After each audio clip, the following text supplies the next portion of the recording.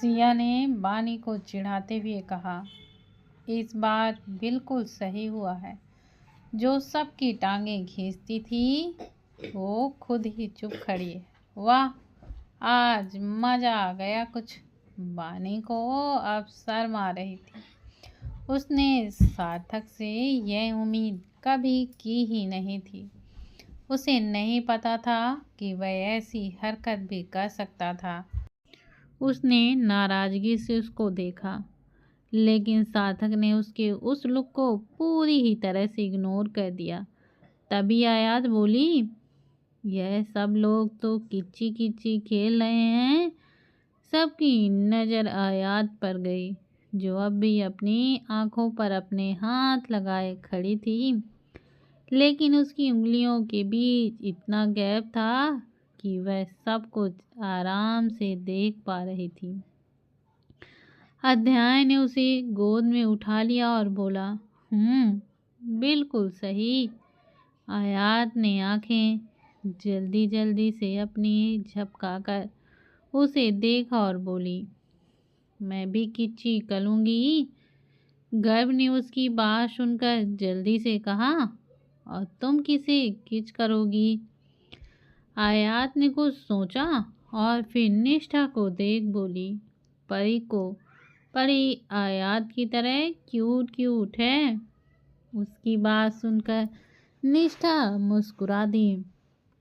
अध्याय ने उन सबको देखा और बोला, थोड़ी देर आराम से बैठ नहीं सकते थे तुम सब एक जगह?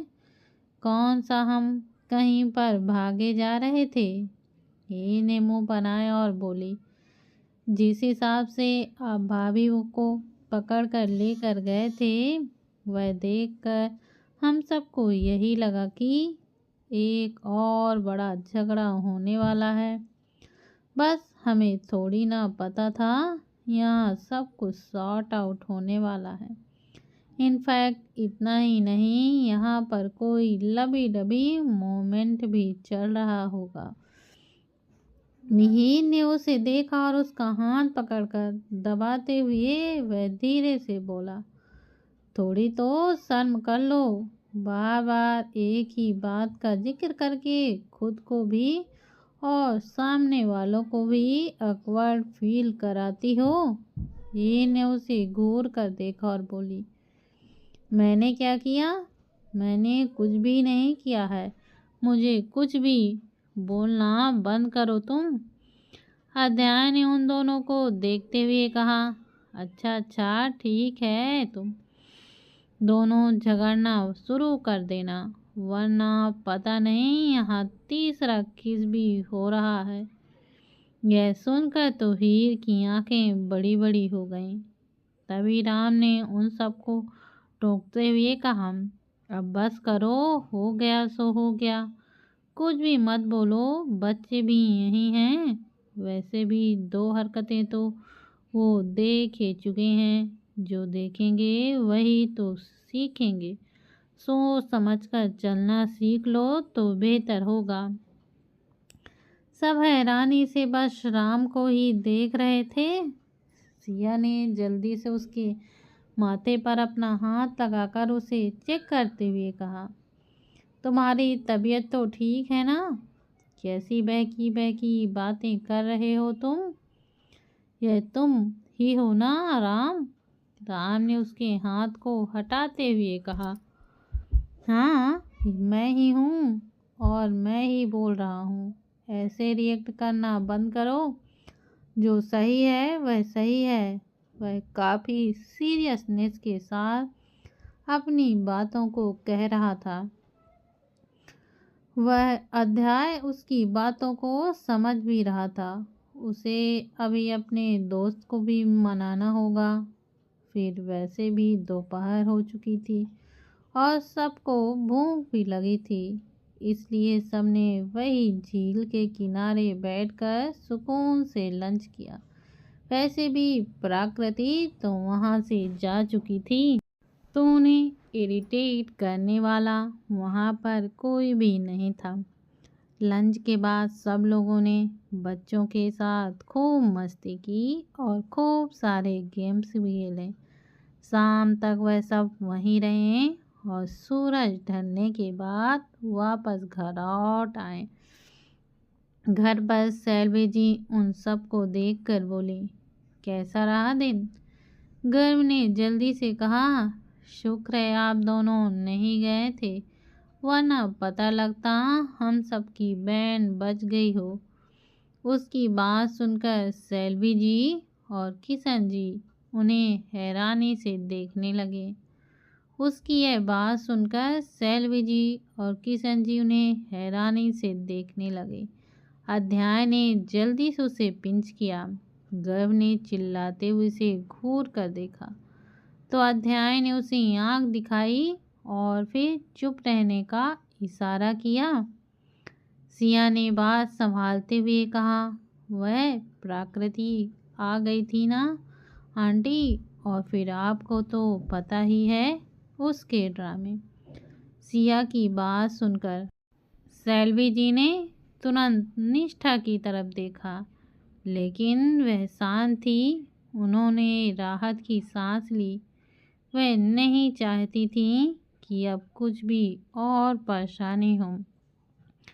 सैलवी जी ने उन सबको देखा और बोली, अच्छा अब ठीक है, जाकर फ्रेश हो जाओ, फिर डिनर करते हैं। वैसे भी 9 बजने को आए हैं, टाइम से नहीं आ सकते थे तुम सब? गर्व ने जल्दी से कहा, माँ वक्त का पता ही नहीं लगा, वहाँ पर मज़ा आया। मुझे तो लगता है हमें ना बीच बीच में ऐसे पिकनिक पर चले जाना चाहिए। किशन जी ने उसकी बात सुनकर कहा, ठीक है, आप पहले जाकर फ्रेश हो जाओ। वह सब अपने अपने कमरे में चले गए। अध्याय और निष्ठा अपने कमरे में आए और निष्ठा कबर्ड की तरफ बढ़ गई। तभी अध्याय ने उसे पकड़कर अपनी तरफ खींचा और उसके सीने से जा टकराई। उसने सिर उठाकर अध्याय को देखा, जो कि उसे ही वह देख रहा था। अध्याय ने उसके बालों को चेहरे से हटाते हुए बहुत ही प्यार से कहा, पिछले दिनों जो कुछ भी हुआ उसके लिए सॉरी। तुम कहोगी तो मैं प्रॉपर एक्सप्लेनेशन देने के लिए भी तैयार हूँ, पर सबसे ज़्यादा इम्पॉर्टेंट यह है कि हम साथ हों, बाकी कुछ मैटर नहीं करता।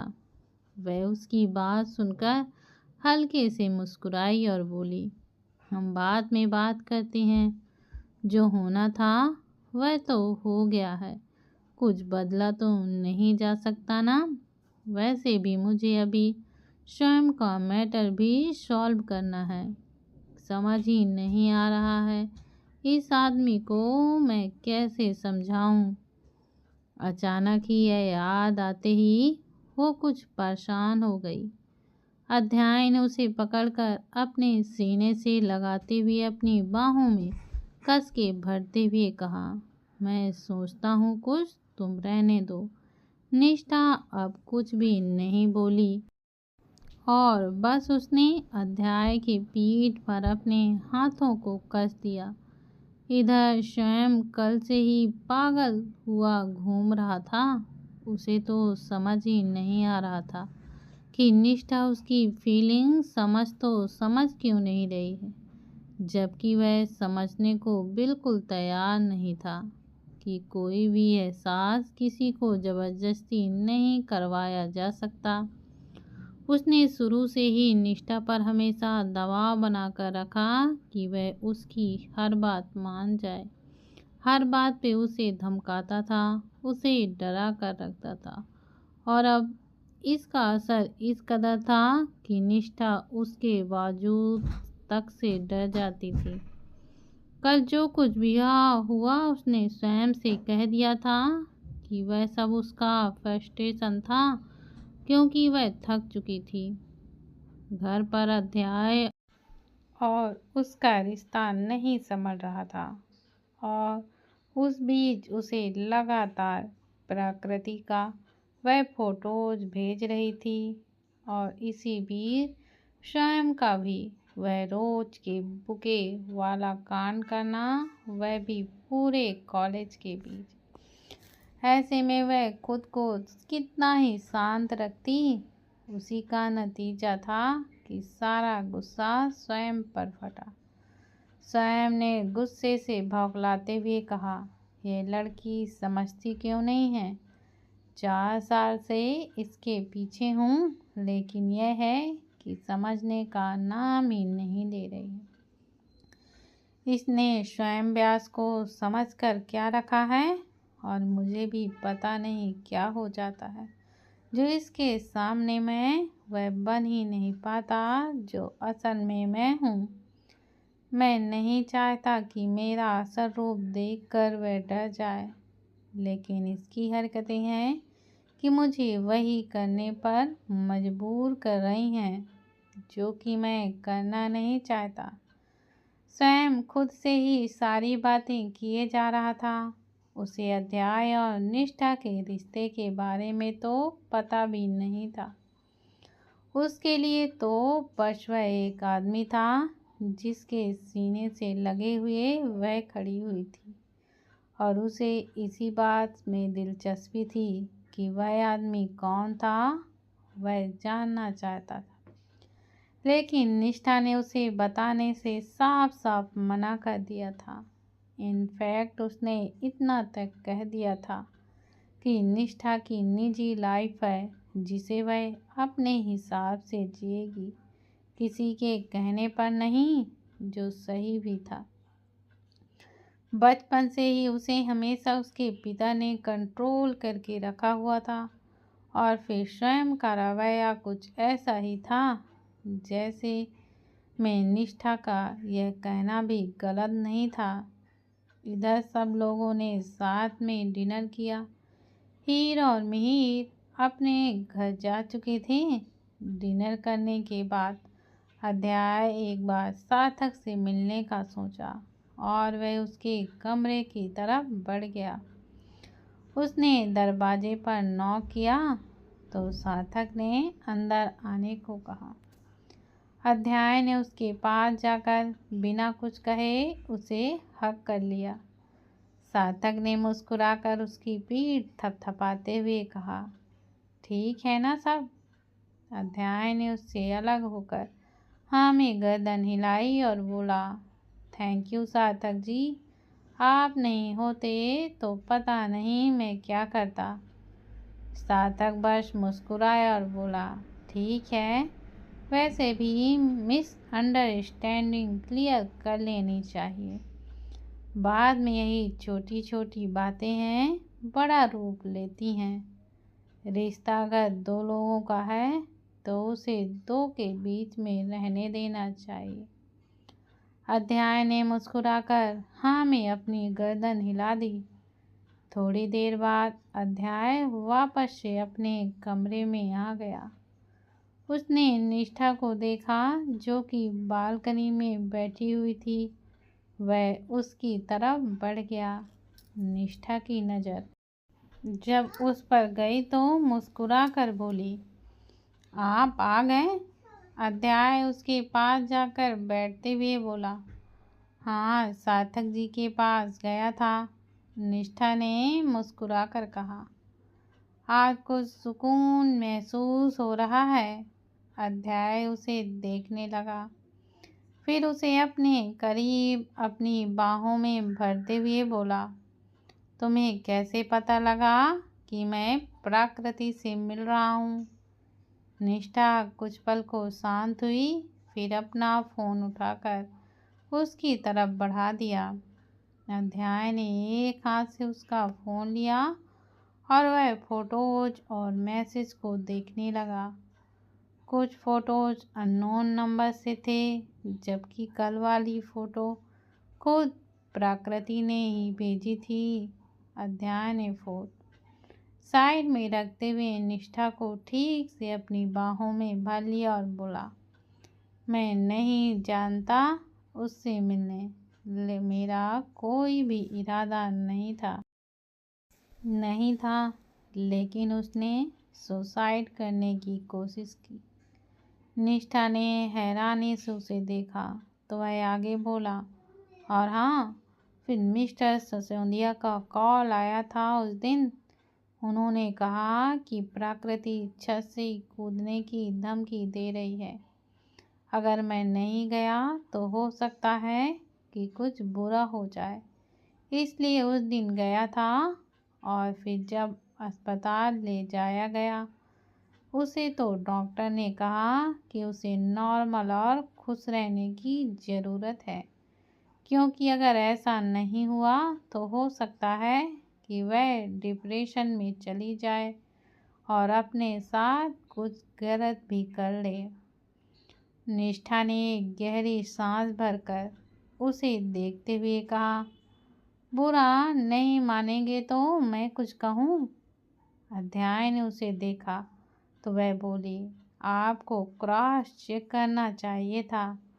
क्या पता डॉक्टर विधि के साथ उसने अपनी बात को अधूरी ही छोड़ दिया।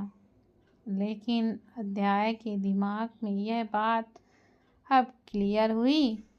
निष्ठा ने उसके चेहरे को देखते हुए कहा, जानते हो ना, दुनिया कुछ भी कर सकती है, और जब सामने दी जैसा इंसान हो तो वह अपनी जिद पूरी करने के लिए किसी भी हद तक जा सकता है।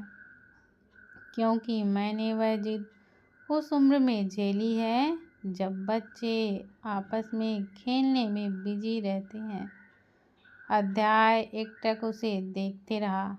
उसने गहरी सांस भरी और उसके सर को सहलाकर बोला, समझ गया, जो भी है क्लियर होगा। तुम उसकी चिंता करने की कोई भी ज़रूरत नहीं है, मैं हूं ना। निष्ठा ने मुस्कुराकर सुकून से आंखें बंद की और बोली, आप हैं, जानती हूँ मैं।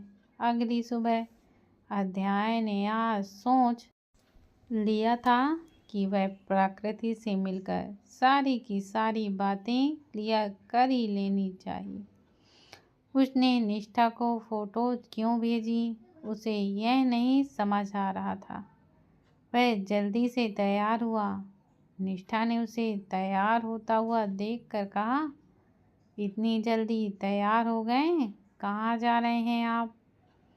अपने सवालों का जवाब लेने तुम्हारी बहन से, अध्याय ने बिना किसी भाव के कहा।